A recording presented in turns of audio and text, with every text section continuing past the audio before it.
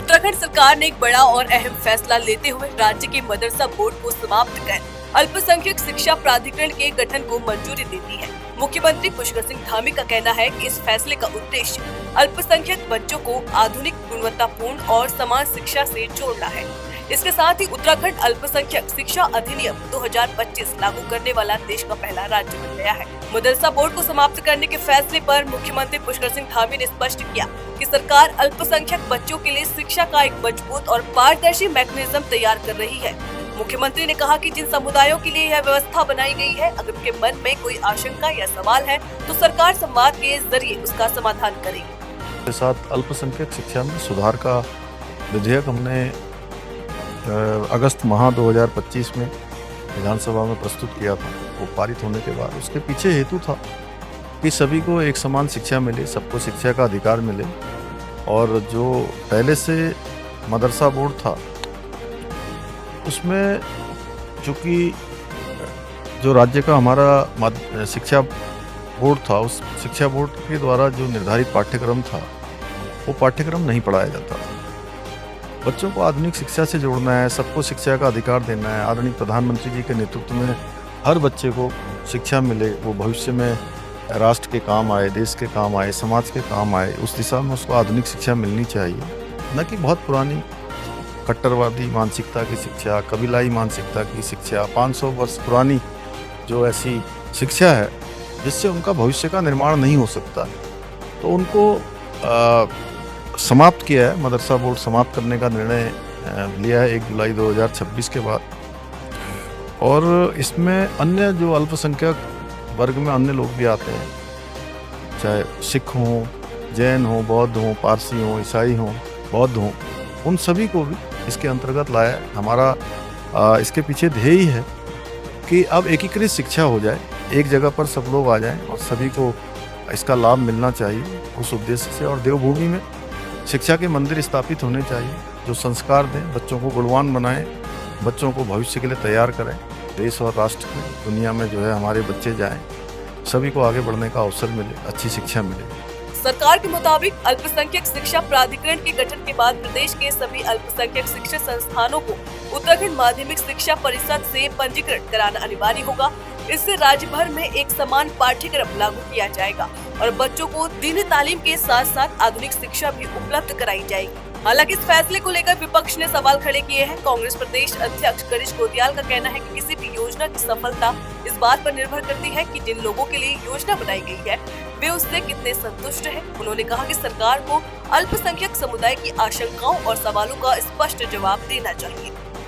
मैं ये कहना चाहता हूँ कि जिन लोगों के लिए भी कोई भी योजना बन रही है, आपने मदरसे की बात की, उसके लिए सरकार कोई मैकेनिज्म तैयार कर रही है, पर जिनको लक्षित करके कोई ये मैकेनिज्म तैयार हो रहा है, क्या वो लोग इसमें खुश हैं? अगर वो लोग खुश हैं तो मियाँ बीवी राजी, तो क्या करेगा कार्य? हमें खुशी है। लेकिन जिनके लिए ये कार्य योजना बनाई जा रही है, जिनके लिए मैकेनिज्म तैयार किया जा रहा है, अगर उनको कोई क्वेश्चंस हैं उनके, तो सरकार को उनके क्वेश्चंस का, उनके प्रश्नों का और उनके आशंकाओं को समाधान करना चाहिए। वहीं उत्तराखंड वक्फ बोर्ड के अध्यक्ष शादाब शम्स ने मुख्यमंत्री के इस फैसले का खुलकर समर्थन किया है। उनका कहना है कि यह निर्णय मुस्लिम समाज के बच्चों की शिक्षा के लिए मील का पत्थर साबित होगा। शम्स के मुताबिक अब बच्चे केवल धार्मिक शिक्षा तक सीमित नहीं रहेंगे, बल्कि आधुनिक शिक्षा के जरिए डॉक्टर, इंजीनियर बनकर देश की तरक्की में भी योगदान दे सकेंगे। युवा मुख्यमंत्री का धन्यवाद, आभार। युवा मुख्यमंत्री ने जो कमिटमेंट किया था उस कमिटमेंट को फुलफिल किया है। हम सब जानते हैं कि हर बच्चे को शिक्षा का अधिकार मिलना चाहिए और उस शिक्षा का अधिकार हर बच्चे को मिले, वो केवल और केवल धार्मिक शिक्षा तक सीमित ना रहे। उस चीज़ को नज़ीर बनाते हुए प्रदेश के अंदर मदरसा बोर्ड को समाप्त किया गया और अल्पसंख्यक शिक्षा प्राधिकरण बनाया गया, जिससे अब तमाम मदरसों को अपना रजिस्ट्रेशन उत्तराखंड माध्यमिक शिक्षा परिषद से कराना पड़ेगा। अब मुस्लिम बच्चों को दीन के साथ साथ दुनिया पढ़ना भी अनिवार्य रहेगा। धर्म आपका व्यक्तिगत विषय होता है और मेरा मानना है कि धर्म आजीविका नहीं चला सकता, तो धर्म के साथ साथ जीवन चलाने के लिए जिस पढ़ाई की ज़रूरत है वो पढ़ाई भी बच्चे पढ़ें और समाज को, देश दुनिया को जाने। उसके साथ साथ वो अपने धर्म को पढ़ें, किसी को कोई आपत्ति नहीं है। उसी बात को गंभीरता से लेते हुए युवा मुख्यमंत्री ने प्राधिकरण बनाया है। सुरजीत सिंह गांधी जी और उनकी पूरी टीम को बहुत बहुत बधाई, और मैं उम्मीद करता हूं कि आने वाला बच्चों का भविष्य बहुत बेहतर होगा। अल्पसंख्यक समाज के तमाम संस्थान जितने भी प्रदेश में बनेंगे उनको मान्यता अब इस अल्पसंख्यक शिक्षा प्राधिकरण द्वारा दी जाएगी।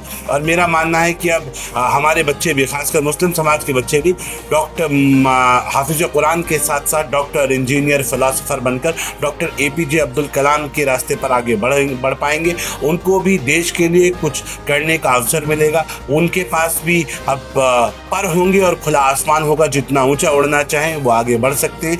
तो बहुत सुंदर रास्ते खुले हैं। दिल की गहराइयों से माननीय मुख्यमंत्री जी का धन्यवाद करूंगा, आभार करूंगा और उम्मीद करूंगा कि आने वाला वक्त मुस्लिम समाज को नई दिशा देने का काम करेगा। कुल मिलाकर मदरसा बोर्ड को समाप्त कर अल्पसंख्यक शिक्षा प्राधिकरण के गठन को लेकर प्रदेश की सियासत तेज हो गई है, जहां सरकार इसे शिक्षा सुधार और समान अवसर की दिशा में बड़ा कदम बता रही है। वहीं विपक्ष और अल्पसंख्यक समुदाय से जुड़े सवालों पर जवाब देना सरकार के लिए एक बड़ी चुनौती भी है। आने वाले दिनों में साफ होगा कि यह फैसला जमीन पर किस तरह लागू होता है और इसका असर अल्पसंख्यक बच्चों की शिक्षा पर कितना प्रभाव डालता है।